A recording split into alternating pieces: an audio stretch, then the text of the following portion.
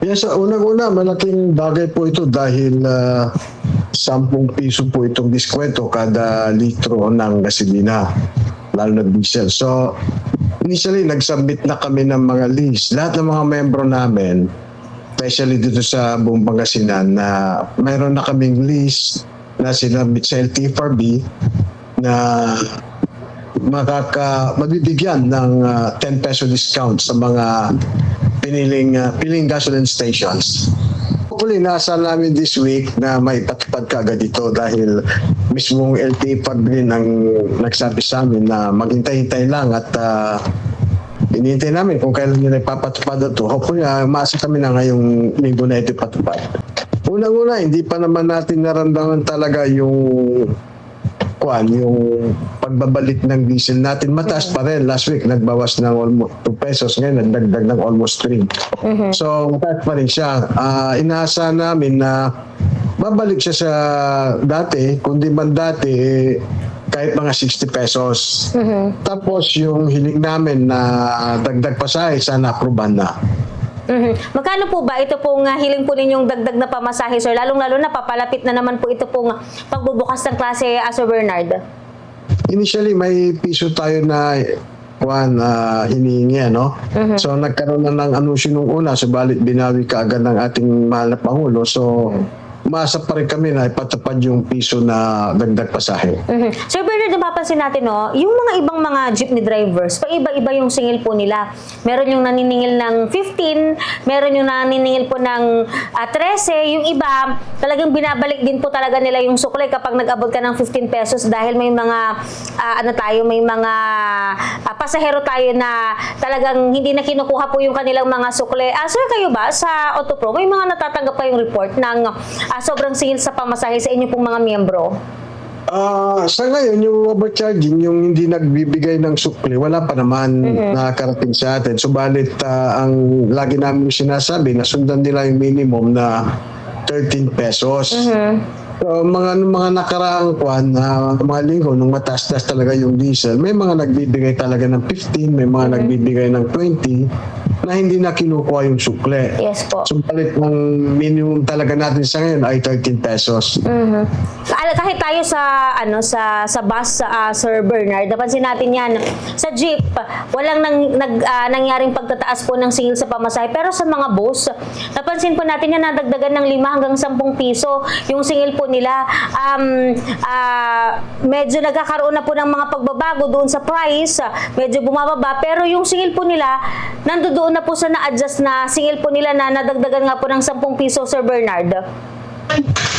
Well, sa usaping bus, hindi ko naman hindi naman cover namin yan. Nasa traditional jeepney kami. So, hindi ko po masasagot yan kung ano yung sitwasyon ng bus natin. Okay, Sir Bernard, kamustahin naman natin kasi sunod-sunod yung ginawa po ng DSWD na pagbibigay po ng ayuda sa mga nasa transport sector dito po sa lalawigan po ng Pangasinan. Kamusta po sa mga miyembro po ng Autopro? Nakatanggap na po ba ang lahat ng mga ayuda na nagkakalaga po ng 5,000 piso, Sir Bernard? Yes po, nakatanggap na po ang buong grupo natin sa Autopro last May 15 sa Estadia. Kaya ako'y nagpapasalamat lalo sa ating mahal na Regional Director, Crystal Sibayan, at DSWD at sa lahat ng staff na pumunta pa rito sa Dagupan at Alaminos para ipamigay yung 5,000. Halimbawa, mayroon pang mga sigurong hindi nakatanggap, pwede namang ibigay yung listahan natin sa LTFRB para mabigyan ng kaukulang yan sagot. Wala na po bang inaasahan ang transport sector na dagdag pa aside from dito po sa nagmumula sa DSWD and LTFRB, sir? Meron, yung nagbigay din ng LTFRB ng dagdag 1,500 para sa fuel subsidy. So, ayun, dito sa amin, sa Kalansyan Dagupan, nakatanggap na kami ng 1,500 sa lahat ng mga drivers natin. Sir Bernard, meron ba kayong natatanggap na mga ulat na mga miyembro po ng Autopro na nagkaroon po ng hamon, dagok dito po sa nararamdaman po nating init na panahon? Kasi di ba nung last year, meron po yung mga napaulat na binawian po ng buhay ng mga jeepney driver dahil po sa nararamdaman pong init ng panahon habang nagpapatuloy po yung kanilang pamamasada, Sir Bernard.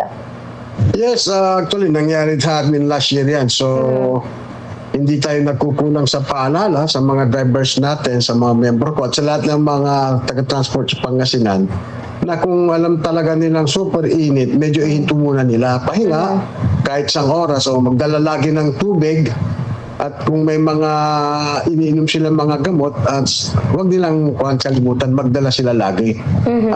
Upin muna yung kanilang kaligtasan. Sir Bernard, paano rin po pala natin pinaghahandaan na yung expected na pagbabalik ng mga estudyante sa nalalapit po na pagbubukas ng klase on June 8?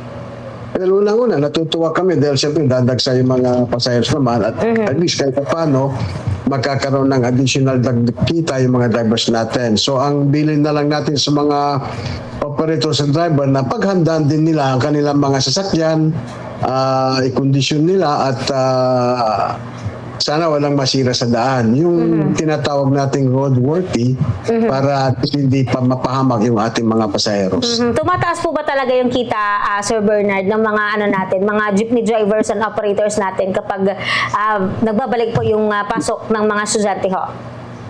Yes po, malaki ang dagdag dahil isin mo o ilan libo yung mga estudyante na papasok. So malaking bagay po na malaki ang dagdag sa kita nila.